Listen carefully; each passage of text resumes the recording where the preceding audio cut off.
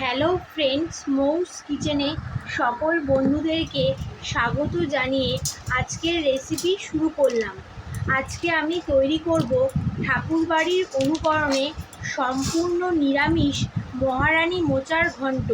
এই মোচার ঘন্ট অর্থাৎ মহারানী মোচার ঘন্ট করার জন্য আমি নিয়েছি একটা মাঝারি মাপের কাঁঠালি কলার মোচা, আর নিয়েছি জিরের গুঁড়ো, ধনের গুঁড়ো, আদা বাটা ও ঝাল অনুযায়ী কাঁচা লঙ্কা বাটা, আর লাগছে পরিমাণ মতো নারকেল কুচি, দুটি মাঝারি মাপের আলু, গোটা জিরে হাফ চামচ, 3 থেকে 4টে গোটা শুকনো লঙ্কা ও গোটা এলাচ 4 থেকে 5টা, তেজপাতা একটা, পরিমাণ মতো নুন, হলুদ, চিনি, কাঁচা বাদাম, ঘি, গরম মশলার গুঁড়ো। এবার আসছি পদ্ধতিতে। প্রথমে মোচাটাকে ছাড়িয়ে নিয়ে কুচিয়ে ধুয়ে রাতে ভিজিয়ে রাখবো।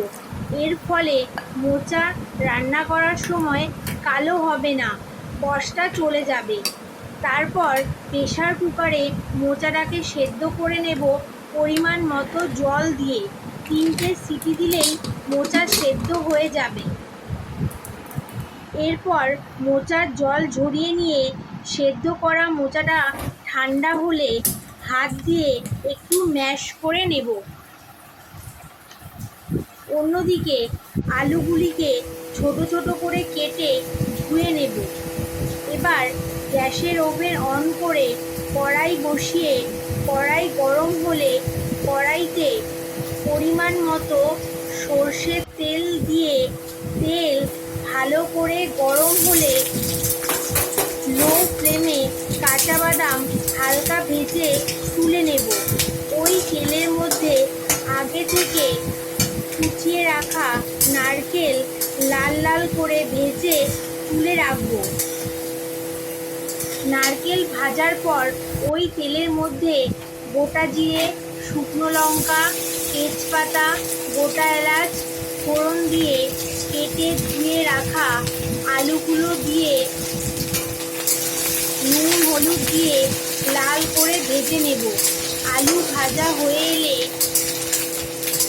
আলুর মধ্যে জিরের গুঁড়ো ও ধনের গুঁড়ো, আদা বাটা ও সামান্য লঙ্কা বাটা, একটু চিনি দিয়ে ভালো করে কষিয়ে নিয়ে ম্যাশ করে রাখা মোচাটাকে দিয়ে দেব। এখানে সামান্য পরিমাণ চিনি দিয়েছি এই কারণেই যে যাতে মোচার কালার ভালো আসে। আবারও মোচা দিয়ে আলু ও ম্যাশ মশলা কষিয়ে নিয়ে সামান্য হলুদ ও মশলা ধোয়া জল দিয়ে আবারও কষিয়ে নেব। কষাতে কষাতে যখন দেখব আলু ও মোচার থেকে তেল ছাড়ছে, তখন মোচার মধ্যে সামান্য পরিমাণ জল দিয়ে কিছুক্ষণ রান্না করে নেব। এরপর মোচা ও আলু ভালোভাবে সেদ্ধ হয়ে এলে মোচার মধ্যে আগে থেকে ভেজে রাখা বাদাম ও নারকেল দিয়ে একটু নাড়াচাড়া করে নিয়ে ঘি দিয়ে একটু নাড়াচাড়া করে গরম মশলা ও স্বাদ মতো চিনি দিয়ে নামিয়ে নিলেই তৈরি ঠাকুরবাড়ির অনুকরণে মহারানী মোচার ঘন্ট। এই মোচার ঘন্ট রেসিপিটি বহু প্রাচীন হলেও আমি আমার পদ্ধতিতে নতুনভাবে সাজিয়ে তোলার চেষ্টা করেছি। এই মোচার ঘন্ট দিয়ে গরম ভাত, লুচি, পরোটা খেতে খুবই সুস্বাদু লাগবে। এই রেসিপিটি যদি আপনাদের ভালো লেগে থাকে তাহলে অবশ্যই একবার হলেও ট্রাই করে দেখবেন ও শেয়ার, সাবস্ক্রাইব, লাইক করবেন।